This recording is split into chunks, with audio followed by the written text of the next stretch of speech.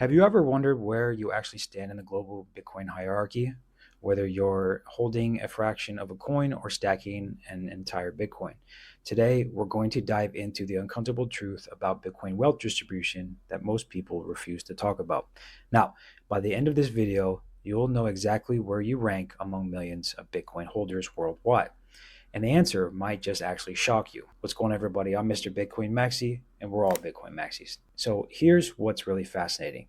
If you own just one Bitcoin, you have more in common with Michael Saylor and other Bitcoin billionaires than you do with the average person on this planet. And if you think you're late to the party with your current stack, I'm about to completely change your perspective on that. Before we reveal where you stand in this Bitcoin wealth pyramid, we first need to address two critical questions that everyone's thinking, but nobody's ultimately asking. First, why are people so obsessed with rankings in the first place?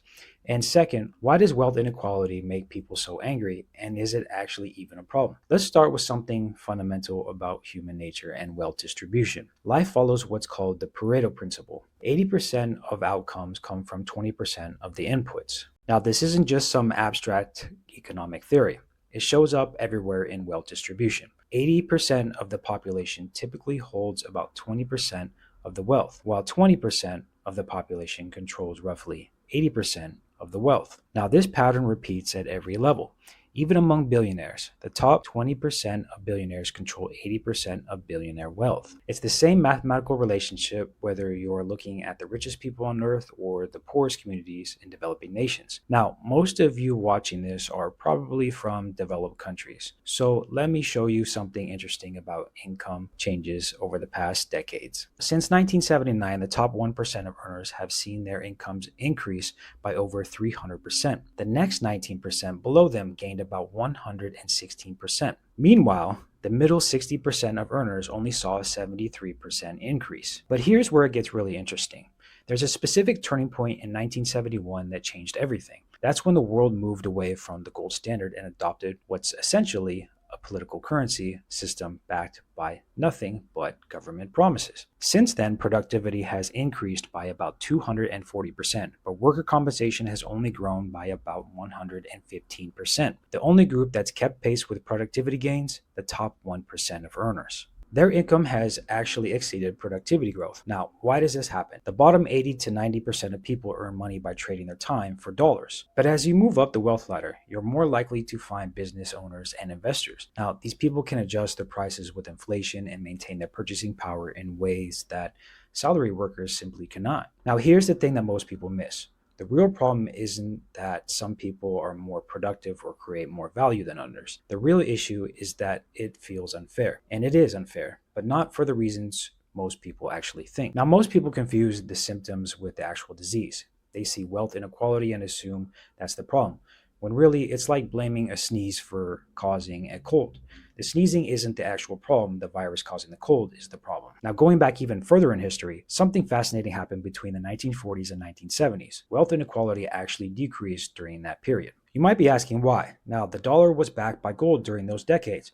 When productivity was measured against a gold-backed currency instead of a fiat currency, it became much harder for the ultra-wealthy to manipulate the system in their favor. This is called the Cantillon effect. The closer you are to the source of money creation, the more you benefit from it. Politicians, lobbyists, and people with connections to central banking benefit first and most when new money is printed. Now, the entrepreneurial class gets hit next, and everyone else suffers the most from this hidden wealth transfer. But here's a global perspective that puts everything in context.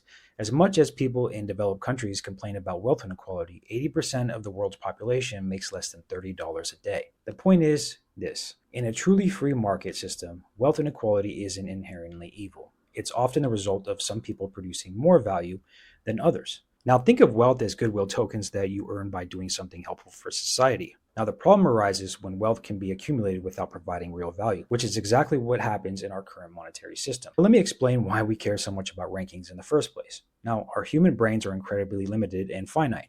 The easiest way for us to determine if we're doing well is to compare ourselves to someone else rather than evaluate our absolute situation. Now, this is why so many Americans feel poor despite being wealthy by global standards.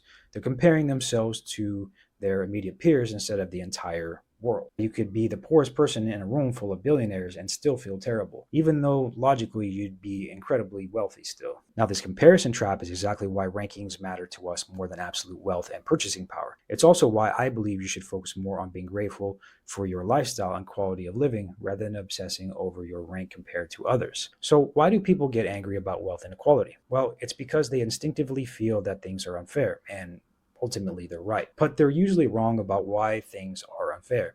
Now, in our current system, compensation hasn't kept up with productivity, and only the top 1% has maintained pace with economic growth. But the problem isn't the business owners or being productive and creating value. The problem is that money can be created at virtually no cost, which means people who spend their time and life energy earning that money are having their wealth constantly diluted. The issue isn't the business owners who attract this newly created money. The issue is that money can be created out of thin air in the first place. Now, when you understand this distinction, you realize that wealth inequality itself isn't a problem in a fair system. Now, let's get to the main event, where you actually rank in Bitcoin wealth. Now, I'm going to show you a visualization that represents global Bitcoin distribution across 3 tiers of wealth concentration. The bottom tier shows 1,000 symbols, where each person represents 1,000th of the global population. Now, the middle tier expands the top section, where each person represents 1 millionth of the global population. The top tier zooms in even further, where each person represents 1 billionth of the world population. Now, at the very top left, you'll see Satoshi Nakamoto, who obviously holds an enormous amount of Bitcoin.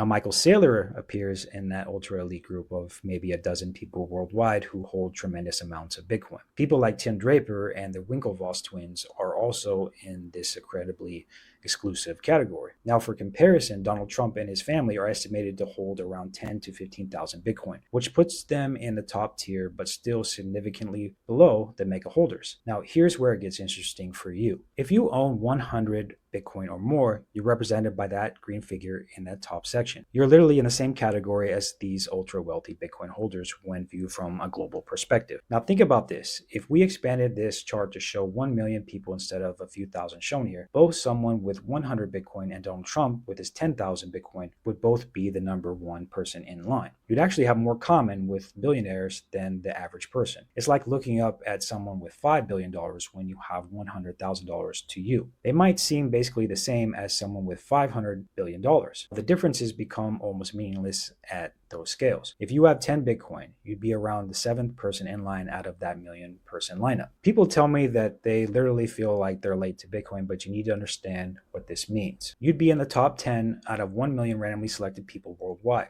Now, I don't think people truly comprehend how massive 1 million people actually is. That's like filling up multiple large sports stadiums with people and you'd be sitting in the front row. Now, even if you only have 1 Bitcoin, right, you'd still be around the 19th person in line out of that million people. You might be in a room with 89 other Bitcoin holders who have more than you, making you feel inadequate. But you need to remember that there are 999,910 other people still waiting behind you in that global line. Now, this is crucial to understand, okay? If the whole world eventually adopts Bitcoin, which I believe it will, there simply cannot be more people in that room of major holders. There's a mathematical limit to how many people can own substantial amounts of Bitcoin. Let's say you're not a whole coiner and you have 0.01 Bitcoin or 1 million Satoshis. We can shrink our comparison line from 1 million people to 1,000 people to make that point clear. On that lineup, you'd be around the 19th or 20th person in line. Now, if you have 1 million sats and you feel like you're too late, I want you to remember this. Out of 1,000 randomly selected people from around the world, you'd still likely be in the top 20, which puts you easily in the top 5%. And for those of you who already have multiple whole coins, every time you add another million Satoshis to your stack, you're essentially pushing someone else further down the line. You're making Bitcoin less accessible for everyone else at that level. This actually creates a powerful incentive structure. The more people understand there isn't enough Bitcoin for everyone to reach their Satoshi goals, the higher the incentive to buy more. The more people buy, the less Bitcoin remains available for others. But here's the beautiful thing about Bitcoin compared to traditional assets. When you buy